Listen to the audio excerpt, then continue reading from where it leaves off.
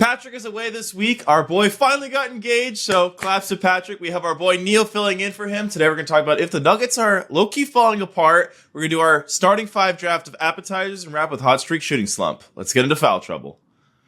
All right, Neal, welcome back. Thank you for having me. I'm excited to be here. Bro, you're the most recurring guest we've ever had. Let's go. We should get you like a championship belt or something. Or just like a medal in honor of the Olympics. Yeah. So one thing I've been wanting to talk about, because I just feel like this team has been like falling apart over and over, like week by week, it seems like it gets worse. It's the Denver Nuggets, and this is coming off the heels of Canada getting eliminated from the Olympics. An Olympics where Jamal Murray just looked really, really, really bad. This offseason, Jamal Murray just didn't sign his extension, just missed the deadline to sign his extension. They lose Kentavious Caldwell-Pope. Last year they lost Bruce Brown, and then they sign Russell Westbrook. This team is in a really, really, really weird spot. What are your kind of general thoughts on the Nuggets heading into next season? A lot of the moves they've made or haven't made seem to be in response to the second apron and or the luxury tax. And I just think in general, like when you're an owner and when you're a team and you're trying to win a championship, cutting costs is never the right thing to do. Losing KCP stings, but theoretically that's why you draft Christian Brown. That's why you draft all these younger prospects. You hope that you hope that Christian Brown can kind of fill in for KCP, but if he doesn't, you're leaning even more on Jokic, Jamal Murray, Michael Porter Jr., Aaron Gordon. And it just seems like it's a big risk. Put it like that. One of my big takeaways from the end of their season was that I felt like the Timberwolves really found something in that the Nuggets really only ever have one perimeter ball handler on the court at any given time. So this season, it's, if you can really pressure up on Jamal Murray and make some of the other perimeter guys handle the ball, it really bogs down their offense in a way that I kind of didn't anticipate. And I'm a little worried this year that, in the regular season, you're going to have a lot of Westbrook minutes. There goes my alarm. I don't know why. I have an alarm at 8:10 every day. My bad, y'all. But I'm a little worried about when it gets to playoff time and you've got probably like the same, starting group with Christian Brown and for Kentavious Caldwell-Pope, like where the ball handling is going to come from, especially if they have that Timberwolves matchup again where the T-Wolves can throw like an Anthony Edwards or a Jaden McDaniels on Murray and just say like, have fun handling the ball. I think you're hoping that Christian Brown has internal development, but I don't really know if the Nuggets have addressed that. You're hoping, I guess, maybe you can play two guard lineups with Westbrook, but I don't know how I feel about that either, because then, that's a lot of Westbrook on the ball, and if he's not spacing the floor. I like you said, I think the Nuggets didn't do anything to address what seemingly was their biggest issue, and like trading Reggie Jackson was interesting. Obviously, I understand it from a cost-cutting move, but you're hoping that Jalen Pickett can come in and develop and he can be another ball handler. But yeah, I'm with you. I think there is a lot of concern for the Nuggets. I think they'll be fine in the regular season. They'll win 55 games, if not more. But if you get matched up with, again, the Timberwolves or sneakily the Pelicans. Or Thunder. I mean, another team that can just throw like Lou Dort, J-Dub, and kind of these other big rangy defenders at Murray and just say somebody else dribble the ball. I don't know. I think what worries me too about Westbrook, if they really do need extra ball handling, is like, in theory, Westbrook's great cutting off of Jokic, but it's one of those things where Westbrook has historically been a huge negative on the court when he's not the primary ball handler. And if he's a primary ball handler, why? Like, you just don't take the ball out of Jokic's hands. He's the best player in the world right now. So I don't love the Westbrook fit. I really kind of hate the Westbrook fit. And I actually am going to push back. I think this team is going to win under 50 games in the regular season. Do you think they'll just natural regression will push them to 48 wins or something like that?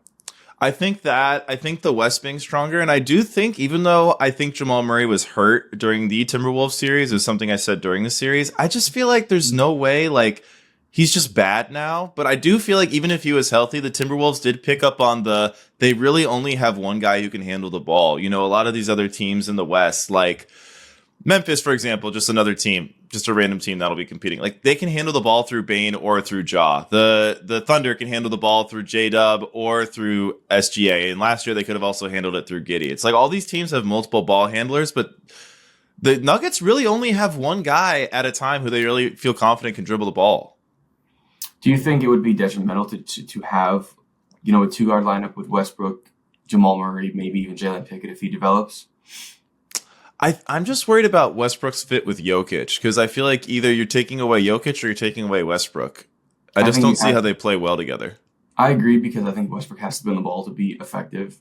And then it's more of like, can you design sets where Westbrook has the ball, but Jokic and Murray are still getting involved, coming off like screens or, whether it's backdoor or. I think Westbrook is. You're hoping he's a minutes eater in the regular season, and then you just hope that you've rested Jamal Murray and like the core four enough to where they can just play 40 minutes a game in the playoffs. Yeah, and then do you think like they're going to maybe try to trade Michael Porter Jr. for 2 people or some like? It's kind of weird though because I feel like he's a big part of what they do with his ability to hit contested threes, kind of as a pressure release valve for Jokic. Yeah, because I guess what would that even look like in terms of like? I understand what you're doing, like trading one asset and maybe 2 like quote unquote worse assets, but I think the shooting of Michael Porter Jr. is huge, and I think he's a big wing that defends, and even if it's less in reality and more in theory, he's still like size-wise huge. And I think that was a big reason that they matched up well with LA 2 years ago and last year was because they can throw these big wings at AD and LeBron and all these other guys. And I just don't know where you get that from someone else or from another team. Yeah, I don't know. So how do you feel about Denver as like a title contender right now? Do you have them in the top 3 in the West? Where do you kind of have them in that West pecking order? Because I last year I had them firmly as like number 1 by far. This year I think I have them behind the Thunder coming into the year.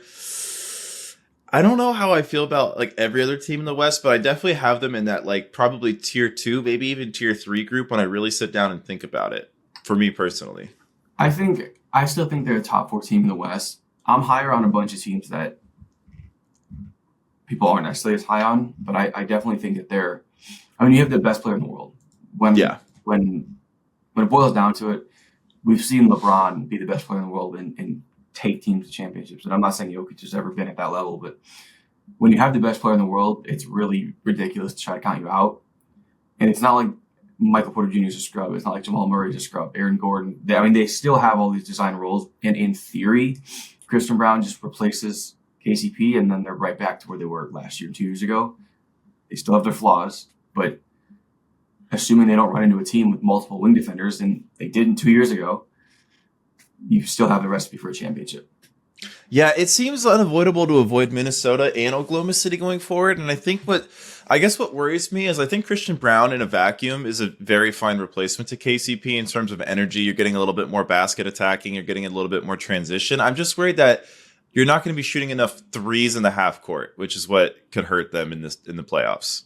Yeah, but I mean, maybe Julian Strother develops a better jump shot. Maybe him getting healthy, he didn't really get to play much. Maybe Peyton Watson gets more playable. But I'm really worried about this ball handling thing. No, and I think you're right. I don't think they've addressed it.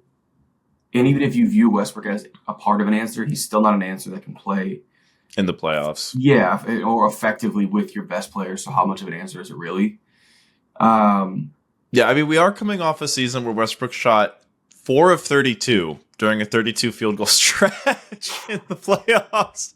So, I mean, I just don't love that for the Nuggets. But yeah, I don't know. Maybe my concern is a little overblown, but it just seems like, I mean, I think Jokic is definitely the best player in the world, and it just seems like they're kind of just letting the roster deteriorate around him. But I guess that's the reality of the second apron. It's just, it's kind of weird when the second apron affects teams like Denver, and then you see Boston just re-sign like 8 all-star players. It's just the weird NBA world we live in right now.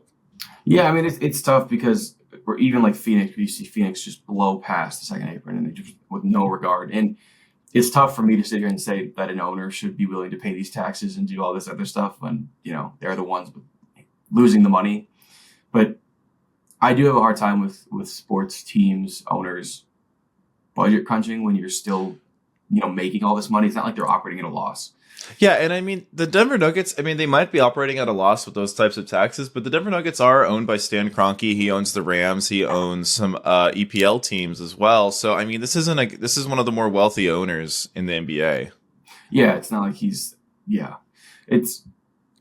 it'll be interesting. I think Denver's in a really I don't want to say make or break season because you have Jokic, so you can just continue to run it back. But this is definitely an interesting season. This feels like when Giannis and the Bucks, when they win their title, and then the next year they have like the disappointment, and they just continue to disappoint. And they've started like the Bucks made a bunch of moves. They traded for Damian Lillard. They traded for Drew Holiday. They've continued to show that they're willing to go all in. But eventually you run out of assets, and eventually you run out of things to go all in with. And yeah, you got. I'm not saying Denver's near that because you still have the theoretical Michael Porter Jr., Aaron Gordon, and even if you really want to get crazy, Jamal Murray trade. But you're starting to feel like something has to give. Yeah, well, in light of Jamal Murray not signing his extension, do we think a Jamal Murray trade could be on the table? I mean, it seems really weird he wouldn't sign his extension knowing if he is injured that he's injured, because we just saw him play just absolutely terrible in the Olympics. Like, how, if that extends into the regular season and he's just not really the same guy this regular season, I mean, what does that mean for the future of this team? Like, is he a tradable guy, or? I think he'll always have some value unless he really bottoms out. I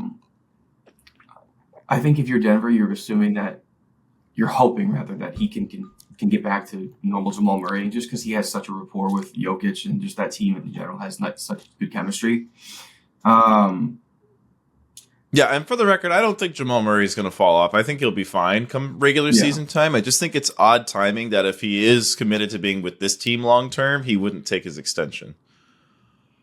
I wonder, was there like anything that came out about it in terms of like, could he have It kind of it kind of got like lost in the whole Paul George, free agent, everything else happening with free agency. Yeah. No, I was just wondering if it was more of like how Jalen Brunson theoretically could have resigned next offseason for like $100 million more. Was there like that option on the table? I'm not sure, but Yeah. we are going to get to our appetizers starting 5 draft. But before that, one quick note. Lauri Markkanen signed his 5-year extension. He waited until today, the 7th, because 6 months from now is the day after the trade deadline. So effectively, Lauri Markkanen gave himself a no-trade clause. So he's not going anywhere. He will be a Jazz for this season and probably not next, but we'll see. Interesting. Was it a full max? They signed him to a $238 million 5-year Over extension. 5 years? Holy. Yeah, that's a lot of money for Lauri. That is a lot of money. Golly. All right, Max, should we welcome you in? Are you guys ready for the starting 5 of appetizers? I was born for this. I was born for this task. Were you born for this task? I was. Well, I was born for summer activities. I dominated the summer activities poll, the fan vote for that. True. You did, yeah. Just to keep everybody updated, James did win. His starting 5 summer activities were the most popular selections. I don't know if that's going to happen again for you today, but we'll see.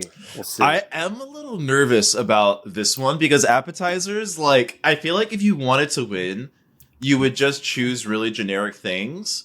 Yeah. But I'm going to go with what I really truly think is some of the best appetizers out there. Hey, that's the way to play the game. Don't pander. Don't, you got to stay true to yourself. Yeah, exactly. You get the first pick today, James, and then I think we'll go to Neal and then to me. Yep, and it's snakes. Okay. Yeah. All right, with my first pick, see, the thing is, I realized this morning I don't actually know what my all-time favorite appetizer is because it kind of depends what type of restaurant I'm at and all that. Sure. Oh, okay. All right. You can go there. Okay. Yeah. Do you have a 1-1? Like, am I going to make a pick? Oh, yes. God. Oh, my God. I have no idea. All right. Well, with my first pick in the appetizer draft, I'm going to go with buffalo wings. No! That was my 1-1. Hey, let's go. Strong choice. You know what? I'm not going to lie. It was a little bit of a pander pick because I actually get buffalo cauliflower more often now. And then I get wings as like a meal. You're fake. Well, I still love wings. I still prefer wings. You're not. That's fine. Buffalo cauliflower is like basically almost the same thing. Yeah. Yeah. The thing with buffalo cauliflower, though, is sometimes it sucks. Sometimes it's really good, but sometimes it sucks. Like it's not crispy enough? Yeah, it's not like enough. They didn't get enough moisture out of it, Yeah. Yeah. All right, Neal, where are you going with number 2 overall pick in the appetizer draft? So you know what's so interesting is when I heard we were doing appetizer drafts, I wasn't thinking about like going to a restaurant and getting apps. I was thinking, I don't know why my head went here. It went to like things you'd have like when you're watching football before like That works. the actual food comes out. I don't know why that's where my head went. Yeah, I feel like football food is a lot of finger food. Yeah, that's where I was going. You know what? I just thought of this like while James was talking. If we're gonna go just apps, I'm gonna go chips and salsa. Nice. Chips. I guess we'll have to decide. Does that include all nachos? Yeah, well, I was gonna say. Well, yeah. What are we thinking on that? Because I was gonna say I don't know. No, I don't think that includes nachos. Doesn't include nachos. No. Okay. What about Ooh. guac? What about guac though? Is guac a whole separate thing? Yeah, I feel like for Neal, I feel like chips and salsa / guac. Is that what you mean, Neal? Yeah. Yeah, that's fair. Yeah. Damn. Yeah. I think that's fair as an encompassing pick. Where you, All right. you were trying to snag that, weren't you? Maybe. Yeah. Maybe. Oh I was. yeah. You were. All right. I am going to choose. I'm going to make a little bit of a transition here to a different cuisine. I'm going to take dumplings as my first pick. Ooh. Yeah. Okay. I like that. You what kind? Like, or do you like the variety? A little variety pack. I like a variety. I mean, yeah, I like a shrimp dumpling or a pork dumpling. I'll take it fried. I'll take it steamed. But I'm not going to get specific here. I'm taking all dumplings off the board. Yeah. Of course, you're getting all of them. I feel like I have a question. Why would you ever get a steamed one though over a fried one? I feel like that little like texture you get from putting it on the pan just elevates it. You know. You're not right. You're not wrong. You're not right. You're not right. You're just wrong. No, you're not wrong. I think maybe like they're a little bit healthier if they're not like fried in oil. So maybe if you're trying to be healthy, that's the move. But let's be honest. You want that pan fried dumpling. Yeah. All right, James. What do you got next? Oh, it's you. Oh, that's right. I get two. Fuck, I always forget about this. So okay, with my second pick, I'm gonna take another one in the same universe, in the same cuisine. Spring rolls. Oh, okay. Spring rolls. Interesting. Yeah. Okay. Damn. Those are good. Those are Yep. good. Those are some heavy hitters. Oh, Is yeah. it back to me then? Back to James.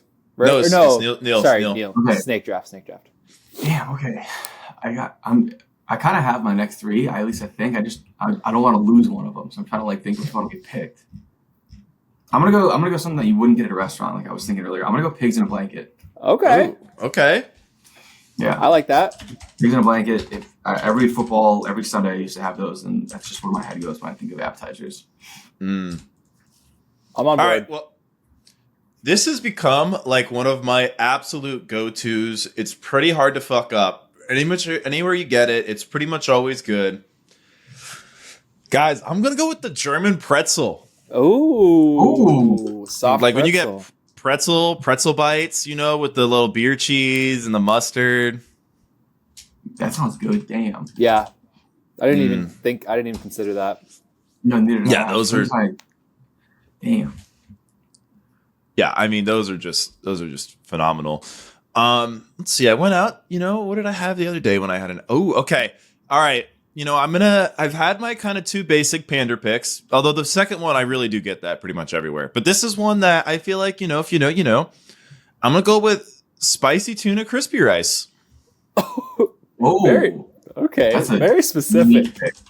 Yeah. Like, like the little sushi, bites you get at places nowadays. Okay. I mean, sounds good. It's not, you never had. I don't know if I've had that exact. I mean, No. is it like a spicy tuna roll? No, it's like almost like a square, and then the rice is like fried a little bit, so it has like structure and a little bit of texture to it, and then Okay. there's usually like avocado and tuna sushi on top, and you can like eat it like a. Okay. Okay. They're like little sushi trains. I want to take a ride on the sushi train. Yeah. Oh boy. Okay. So it's back to me, right? Yeah. I'm surprised this one's still on there. I completely forgot about it. I'm gonna go with fried calamari. Ooh. Oh, that was a good pick. I should have. Yeah, I should have completely- waited on my. I feel like I could have gotten spicy tuna in the round 5. Yeah. Yeah, Nobody was exactly. gonna pick that one. Nope. Well, my actual 5th round pick is like one of my all-time favorite apps, but I don't think it's gonna get picked. But I'm. You know what? I'm getting risky today. I'm not gonna pander pick. Attaboy. All right, with my next pick, I'm heading out of Asia. I'm going to Europe. I'm going straight to Italy. I'm going to scoop up bruschetta. Oh, bruschetta is so good. Damn. Yeah. Yep. Love me some fresh mozzarella, tomato on a crispy little crostini. Ooh, that's good stuff. But I actually don't know if it's the best Italian app. I'm gonna be honest. Oh. Okay. And then with my second pick, I'm gonna take. This is tough. I'm going heavy on the Asian apps today, but I'm gonna pick crab rangoons. Kind of a trashy pick, like crappy Chinese food, but I love a crab rangoon. What the heck is a rangoon? I'm looking this up.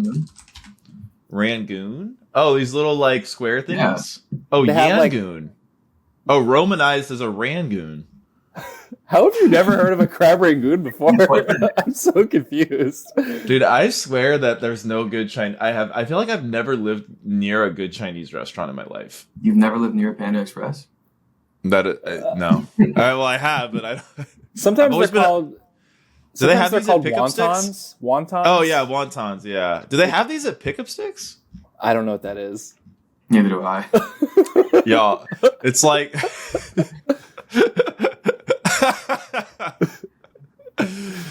I would take pickup sticks over Panda Express in the fast food draft. Incorrect. No, it's like no. Pickup sticks is like the Five Guys to Panda Express's McDonald's, or the Shake Shack to the McDonald's. No, it's way better. Shake Shack is way better than whatever you just said. What? No, yeah, but you guys have to try pickup sticks. It's so much better than Panda Express. Oh, is it like pickup chopsticks? Like that's what it's called, pickup sticks? Yeah. Well, but it's not. But the difference between like pickup sticks and Panda is that pickup sticks is like they don't cook it till you order it, so it's like way more fresh. Okay, made to order. That's nice. Yeah. +1. Yeah. Okay, you got crab rangoon. Max, I'm gonna be honest. I don't want to be a hater. I think you're gonna get last. Yeah, you do. Bro, you're picking spicy tuna crispy rice. I don't even know. I've had that like once in my life. I'm picking heavy hitters. All right. Well, Neal, let's see what you got. This is another one that I don't necessarily know if you get at restaurants, but it's more of just like you have when you're at home. And I don't know why I keep leaving there. I'm gonna go with buffalo chicken dip. Nice. That's another like Super Bowl pick. Mm-hmm. Super Bowl winning pick. Yep. All right, guys. I'm honestly baffled at how this fell through the cracks for all of us. I'm gonna go with charcuterie. Okay. Oh, damn. Good pick. I mean, you see charcuterie, you pretty much get it every time. It goes well with like pretty much before any type of meal. It can be customized like crazy.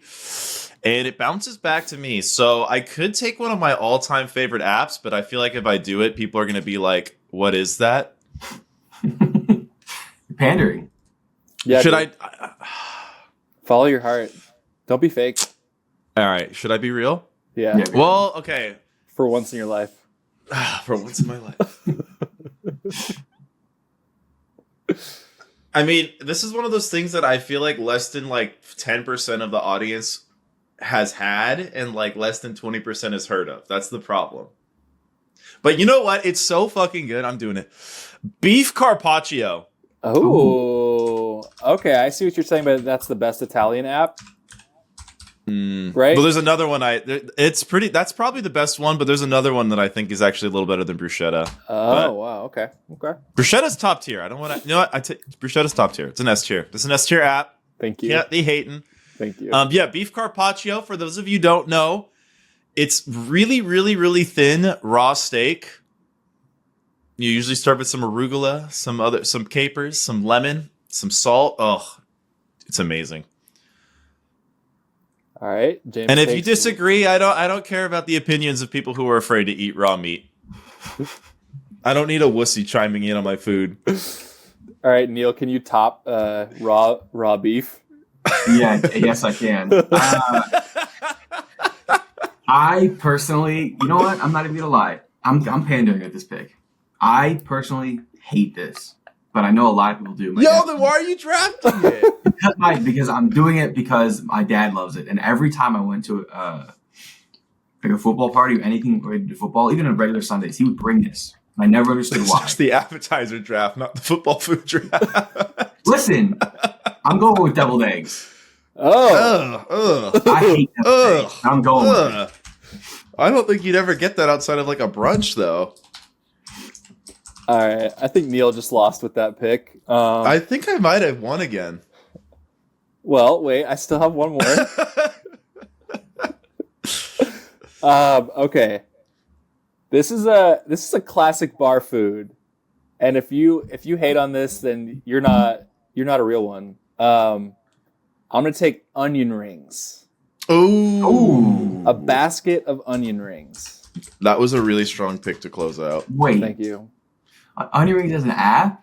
Yeah, not a side. It's like, an app or a side. It's an app or a side. I feel that. You can order onion rings for the table. You could order fries for the table, like if you really wanted to. Yeah. I just placed them in the side category. I never thought about it otherwise. Yeah, no, it's side adjacent, but it's still an app. Legal. It's a legal pick. Very legal. Very legal. All right, Max. Cool. I was thinking about only because I actually like bruschetta. Like I think bruschetta is really good, but caprese. Oh. Yeah, I mean, very similar. I feel like bruschetta has a higher floor though, because it's pretty rare to have bad bruschetta, but sometimes you can get like bad caprese. That's true. Yeah. Yeah. So maybe bruschetta was the right pick there. Anything else we're forgetting? Did we say nachos? But no one picked nachos. Honestly, God, I would have picked. I forgot because I said chip and salsa. Oh my god. We also had sliders was an option. Yeah. I feel like sliders are kind of out of vogue though. I feel like I haven't seen anyone order those in forever. Yeah, they're all right. You haven't been to Chili's in a while. No, I don't go to Chili's anymore. Also, I know this would not be your pick, James, but coconut shrimp is pretty bomb. Shrimp, yeah, shrimp is or great. Shrimp cocktail. Yeah, shrimp cocktail. I definitely would have picked that. I love shrimp cocktail, and yeah, shrimp appetizers are fantastic. Isn't coconut shrimp just refer to the type of shrimp? Yeah, I'm pretty sure. Yeah. I guess you could just do shrimp in general.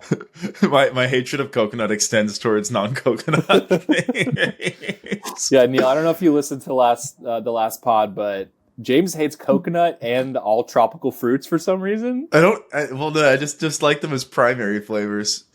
There's nuance. It's a terrible take. Terrible. Coconut is so good. Yeah. You're just wrong. Yeah, what else have we missed? Biscuits? Like biscuits and gravy. Oh. But like bread rolls. I guess very not a bread and butter. I mean, I feel like that's almost like a given though. It's almost like you could have that with any of our drafts. True. I also thought of a quesadilla. Not a bad pick. Yeah, quesadillas are so good. That's another one of those like entree or app question mark. Yeah. I feel like buffalo wings low key flirts in that app or entree category. What's so funny is I'd never heard of buffalo wings as an app until I went to dinner last Saturday and saw it there. I was like, what the hell? Oh yeah. So I would have said something if I really hadn't gone to that dinner. Just saw it. Yeah. Oh, the other two that I was thinking of, they're not my favorite, but mozzarella sticks and jalapeno poppers. I was going to say fried mozzarella sticks is so good. Yeah. Mozzarella, I'm surprised. Would mini corn dogs or like corn dog nuggets be an app? Ooh. I'm down. I'm down for a good time. Yeah. Why did I say stupid deviled eggs? I think deviled eggs lost you the draft. I ran I feel like though all three of us have a pick on our thing where people are going to be like, "Oh, I like his draft," except for what is that? Okay, so Max is going to post that, and we will see who wins the appetizer draft. All right, we're going to get the hot streak shooting slump. Neal, since you're the guest, you want to? How was your week, man? Was it a streak? Was it a slump? It was a hot streak. I mean, I've been let's go. Yeah, I've been doing my own YouTube stuff, and then that's doing better than expected. And then went home to see my mom for her birthday. Didn't tell her I was coming, and she just cried when I showed up. So that was fun. I love making my mom cry. It's my favorite. Only good tears though. Good. Yeah, I mean, Hard Knocks came out yesterday, or has come out, and then I don't know when this is dropping, so it has been out. But episode 1 was sick. The Bears are back. We're about to win the Super Bowl, and we're so back. And yeah, I mean, things have been going great. Your White boy looks Sox. like a tool, by the way. My roommate was watching some Hard Knocks, and Who looks like a tool? your guy. Oh, okay. Listen. Who's his guy? Who's his guy? Caleb. There's 53 guys on the roster, man. You know who I'm Caleb. talking about. He's a stud. Eberflus? Yeah. Sorry, go ahead. I don't mean to be a hater. No, he's a bozo, but he's got infinite aura now, so we're so back. Yeah, I'm big on Caleb, man. I think the Bears are going to be a lot of fun. I have to catch up on Hard Knocks. I haven't even watched the Giants Hard Knocks. You're not missing much. I'm not. I don't know. I feel like making fun of Daniel Jones is like one of my favorite. Oh, you activities. you actually might. But it might hurt you. It might I'm hurt like you the more. I'm like the president of the Daniel Jones hater club. So I would like to jump on the bandwagon. yeah, He dude. sucks. The other day, like I want to say 2 weeks ago, I'm like clearing out my old Instagram posts, and I had an in-feed post. It was just a picture of my face, and the caption was "Daniel Jones fucking sucks."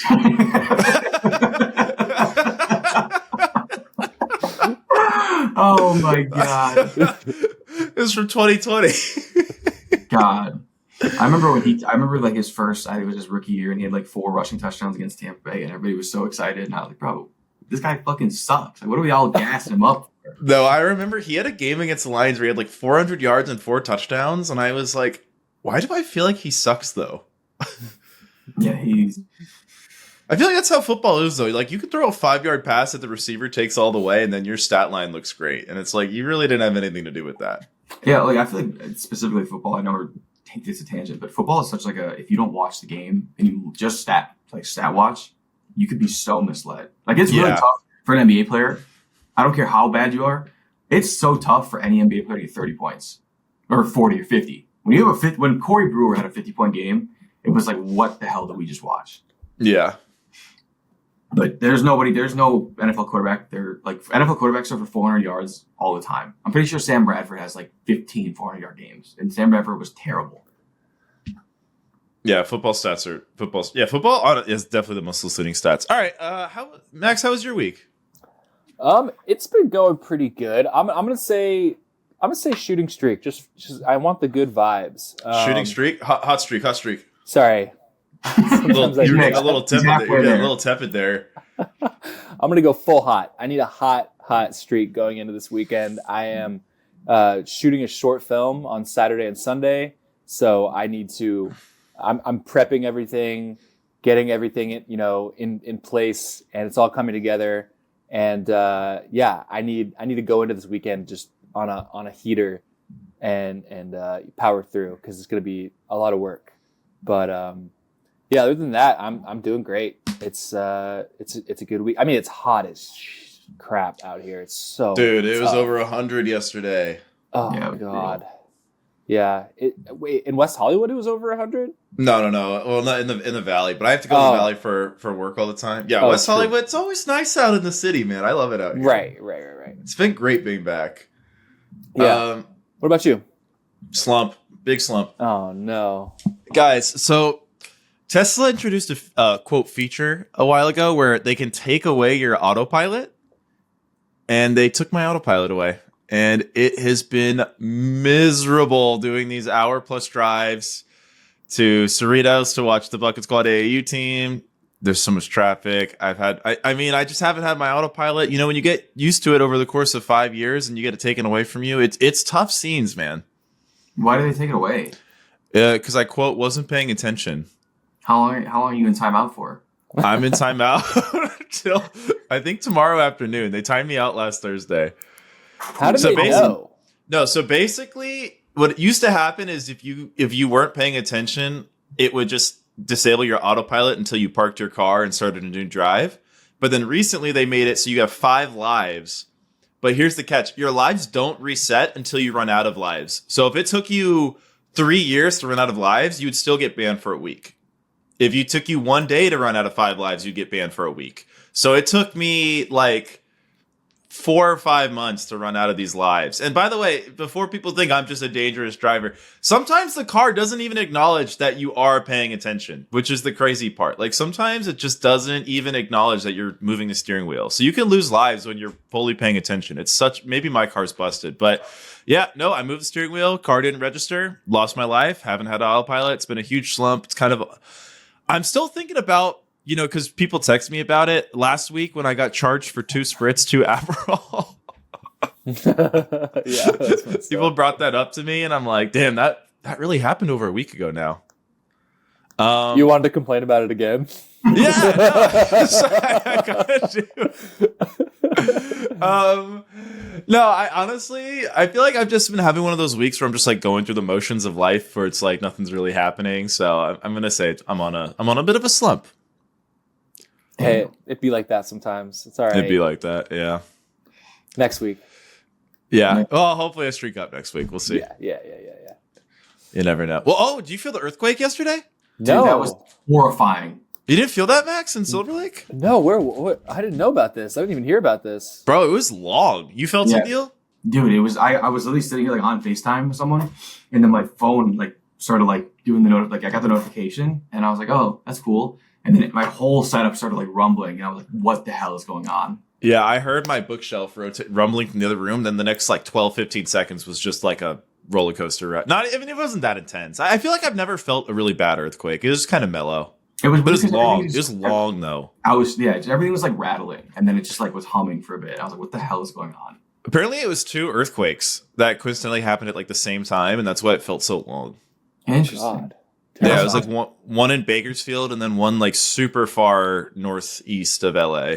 That was the first time I'd ever felt one, so it was like really weird. Oh, wow. Oh, really? Yeah. You know, it's weird. I only felt one for the first time like 4 years ago, and I feel like I don't want to jinx it because every time I've come at Mother Nature on this podcast, she has ferociously attacked the planet the next day, but they're not that bad. Bro, come on. His entire apartment is going to get split in half. I was just hoping something didn't fall over, nothing fell over. Yeah. That's what I was worried about. I'm gonna get struck by lightning tomorrow. I'm surprised you didn't. I'm surprised you didn't feel it, Max. Yeah, I don't know. No, I definitely felt it. All right, well, that was this week's episode. Thank you guys for listening. We will catch you on the next one. Peace.